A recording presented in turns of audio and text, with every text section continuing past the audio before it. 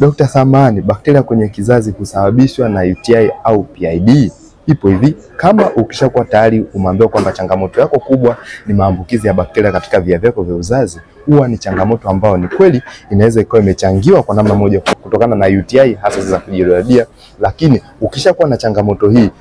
tunaita kwa ujumla maambukizi yale ambayo tayari yapo kwenye via vyako vya uzazi, ndio tunayoita kama PID, yani pelvic inflammatory disease. Ikiwa inamaanisha kwamba mabadiliko katika via vyako vya uzazi au kupungua kwa bakteria wazuri katika via vyako vya uzazi, hivyo wale bakteria wabaya wanakuwa wanazidi, hivyo kupelekea changamoto kubwa ya maambukizi hasa ya wale bakteria. Kwa hiyo kama unapitia changamoto hii na umeona labda umejitahidi kujitibia imekuwa ni ya kujirudia, au umeona tayari umefanya vipimo umeambiwa tayari unayo, kuna matibabu ambayo yanaweza kukusaidia, au kama tayari umeshafanya vipimo na ukaambiwa na changamoto hii na ulikuwa unahitaji mtu ambaye anaweza kukuongoza ukaweza kupona ndani ya siku 30, tunaweza tukawasiliana ndani ya siku 30 pekee ukaondokana nayo, huko ukitambua kwamba nipo na wewe katika safari ya kuita